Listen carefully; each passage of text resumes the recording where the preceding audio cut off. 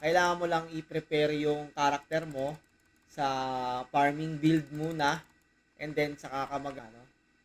Kung sana tayo ma-hold up dito, guys.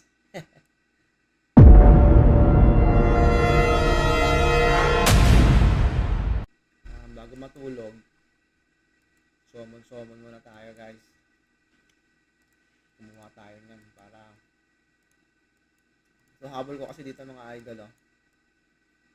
Yung rare blue dragon statue. Para yan sa essence. Para mabilis yung essence natin kasi nagpapataas tayo ng trainings mga idol. So kung meron naman kayong budget pang spend, guys, ito na yung gawin nyo.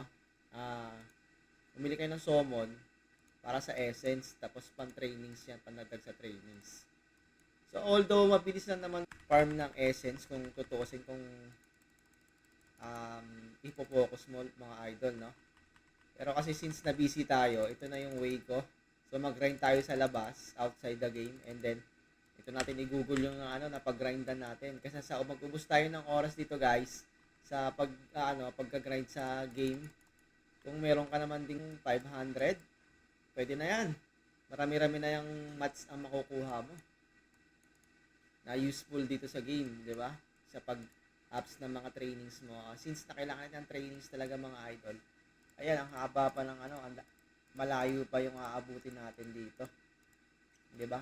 Sa consti pa lang, ang hirap na nito. Ito, lalo na, mahirap na to. And then ito, lalo na dito. Di ba? Matagal pa yan. Tapos, meron pa tayong mystic mga idol, no? May cosmic pa tayo, guys. Di ba? Kailangan ko yan, pang craft nito. Yung essence. Kasi kung bibilhin mo yan, mahal yan. Pati rin dito, mga idol. Diba? Ang dami natin aayusin. Pero kapag ka na naman yan, na kuha naman natin yan, mga idol, worth it naman yan. Diba? Worth it yan once na makumpleto natin yung build natin dito kay 500. So, actually, itong build ko na to mga idol, hindi pa, ito yung pinaka-build niya. Kumbaga, pa lang to, pang grinding build pa lang to mga idol. So, kailangan ko lang mabuo yung dragon artifact ko mga bossing. Ito, kailangan ko lang mabuo itong dragon artifact ko kasi ito yan eh. Ito yung kailangan ko dyan. Ito yung kailangan ko dyan. Ayan, pampakunat. So, yung dragon artifact ko muna. Kaya kailangan ko ng essence. Kailangan ko ng essence, no? Pang craft nito mga idol, no? Hindi ko kaya yan. Mahal yan. Ito kailangan ko. So, yan lang yung ko, 6. So, ayan lang. Kaya ako kumuha nitong summon sa SP. And, isa pa. Kasi, inaano ko medyo naghahabol ako ngayon para makapagtuloy-tuloy na akong grind dito sa Mirage, mga bossing. Kasi medyo namamatay kasi siya. Ang tagal makill ng mga monster, kaya ang tagal matapos nitong nung repeatable missions ko, matagal. So, yun na yan, tulad nito, yung mga, ayan, hindi ko pa na dahil sa busy nga, di ba? Tsaka, ang tagal matapos ng repeatable missions, hindi na natin nagagamit to. So, nakakalimutan ko na, kakaligtaan ko na mga bossing. Kung sana tayo ma-hold up dito, guys. Pag na-hold up tayo dito, okay lang. Wala mo problema. Part of the game. Diba? Natapos ko na itong mga bossing. Itong mga artifacts ko na to. Ito na lang naman kailangan ko sa artifact eh. Dito, hindi ko na masyadong kailangan itong mga stats na to. Hindi nagaano. Ito lang pala. Itong dalawa na lang to. Itong dalawang to. Pero ito at ito, hayaan ko lang muna yan. Ito ang kailangan ko mai-inherit. Ito, at ito. Siyempre kasi, okay lang kahit hindi na mo na ma-inherit to. Itong mga to. 1, 2, 3, 4, 5. 5 pa yan mga idol. Ibig sabihin, marami pang Dragon Steel ang kailangan ko. Ang Dragon Steel ko guys is 3-5. 3-5-3 pa lang. So, kailangan natin magbabad doon sa Mirage, di ba? Yung mag-o-orb tayo para makakuha tayo ng Dragon Steel mga bossing. Tapos may mats din doon na epic mats. Nakakakuha rin doon. Sa pag-orb dun sa Mirage. Kung halimbawa magpa-plan kayo na in the end is after yung kumaskas mga bossing is in the end, 'di ba? Kung gusto mo na mag F2P way na, kailangan mo lang i-prepare yung character mo sa farming build muna, and then saka ka magmina ng mineral fluids, dark steel, dito sa ore, 'di ba? So yun yung kailangan mo, mataas na mining boost. Kung magpa-plan kayo na after yung kaskasan is mag F2P kayo, mining boost pataasin nyo, at itong mga lucky deck nyo, pataasin nyo yung drop chance, yung lucky deck, copper gain boost, yan. Pataasin nyo yan para kapag ka nag-MS kayo guys, more drops ang makukuha mo. Lalong-lalo na tong mga to, 'di ba? Ayan, lalong-lalo na tong mga to kasi glittering yan. And then syempre, bukod doon, kailangan mapataas natin yung damage natin sa monster guys, tapos yung reduction natin. Since na gusto mong mag-farm dito ng repeatable mission sa Mirage, tulad ng ginagawa ko, itong mga to, ayan, kailangan pa-skill mo yung mga monster dyan para mabilis yung mabilis yung farming mo guys, mga lodi, yung mga daily missions mo, mabilis lang. And then, meron ka pang time para magawa yung ibang mga dailies, 'di ba? Minsan kasi nakakaligtaan talaga natin 'yan. Tulad nga yung nangyari sa akin, 'di ba? Since na busy ako, nakakalimutan ko 'to. Ayan.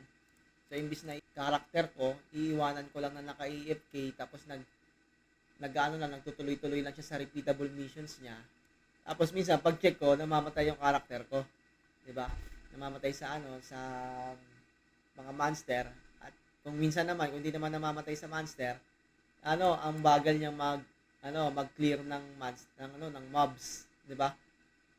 Since na hindi naman siya EVA build, guys, hindi EVA build yung character natin, di tulad ni 500, yung warrior natin dati. Ayun, makati talaga damage nun kasi nagbabash yun mga idol. Ito hindi nagbabash to. So kaya kailangan ko rin pataasin ng critical niya, tapos as well as monster attack boost niya. Patataasin ko rin to para sa farming natin. So, ayun, ginagawa ko ngayon to guys as semi F2P ko muna ginagawa tong tong Lancer na to kasi kailangan ko lang siyang i-rebuild ng maayos. Semi F2P ko siya. Tapos, after that na pag nag 320k PS na to or 310, pag tingin ko ng okay na mga bossing, kayang-kaya niya na, kayang-kaya ko na siyang iwanan sa field, kayang-kaya na niya nang mag-farm ng mabilis. So, that's the time na mag-i-stop na tayo. Mag-i-stop na tayo sa semi F2P. So, mag-F2P way na tayo mga bossing. 'Di ba? Lalo na sa mga trainings, kapag abot ko lang to ng tier 13 or 14, maka 14 ko lang to, F2P ko na to guys. F2P ko na to. Way, 'di ba?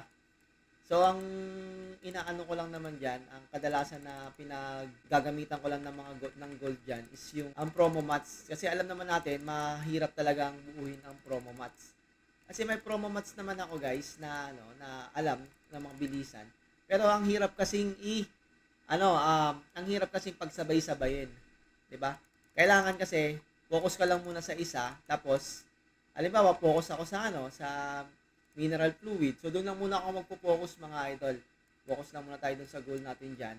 And then, after ng yung promo mats naman, ganun ang ginagawa ko kasi kapag ka nag-F2P way ako guys, ganun ang ginagawa ko. At least, meron kang progress, diba? Sabi ko nga, slow progress lang sa mga previous content ko. Slow progress lang tayo. Pero since na ito nga, yung Lancer natin, kailangan nating ihabol doon sa mga nakakalaro natin dati. So, ito yung ginagawa ko. Semi F2P ko siya mga bossing. Dati kasi kadalasan ang binibili ko lang dun sa sa warrior ko.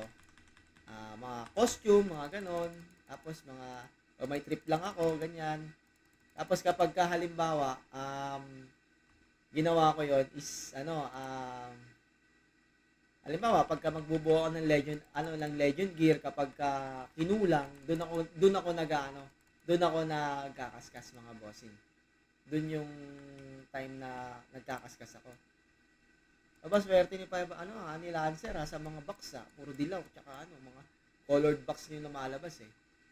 Sana naman magaganda makuha natin. Tsaka maganda rin to guys sa mga skill tome natin. Diba? Kompleto na to eh. Ayan skill tome. Tapos itong Ancient Dragons artifact, diba? So kailangan natin mag-ipon din ng marami yan mga idol para dito sa Divine Dragon Descent. Kasi wala pa akong, isa pa lang yung na-unlock ko, ito pa lang. Diba?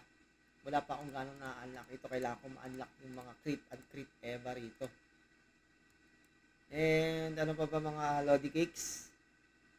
Ayun na nga, yung sinabi ko, kung gusto nyo mag F2PUA, so sundin nyo lang yung mga guides na ginagawa ko.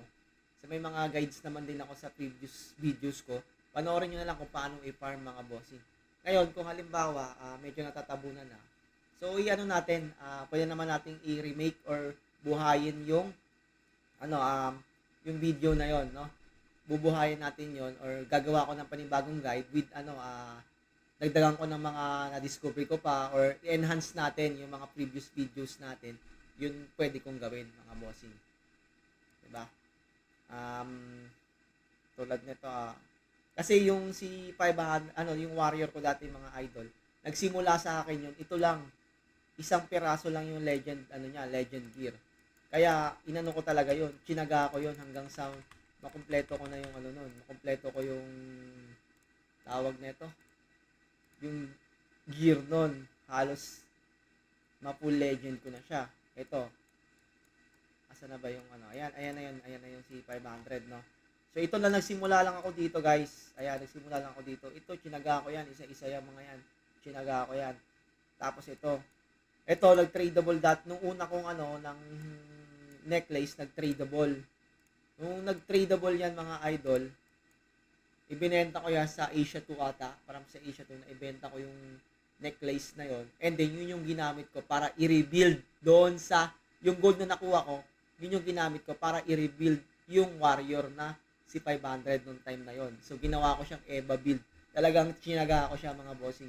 Hanggang sa nakuha natin yung desired na na build para dun sa warrior na yon, na natin, na tawag nito, na kuha natin yung kiliti ng warrior build, guys, no, na maganda-ganda, maayos-ayos, at nakaka-dominate naman din talaga sa mga halos sa pangkalahatang class natatalo natin, 'di ba? Medyo hirap lang talaga tayo sa sa Tawis. Alam niyo naman kasi only heal yan Tawis, 'di ba? Tapos mataas pa yung KD rest. Wala na, tapos na, hindi mo talaga siya makikill basta-basta. Unless na lang mataas yung damage mo. Doon mo lang siya ma-microhan. Pero although nakaka-micro naman tayo sa mga doon, yung time na yon, sa mga Tawis na nakakalaban natin. Pero meron talagang mga Tawis na magaganda ang build, no? So, maglalaban na lang kayo sa diskartihan yan kung anong gagawin ninyo. So, ito naman, sa Lancer naman na ginagawa ko ngayon, medyo lang tayo, marami lang akong inaayos, no?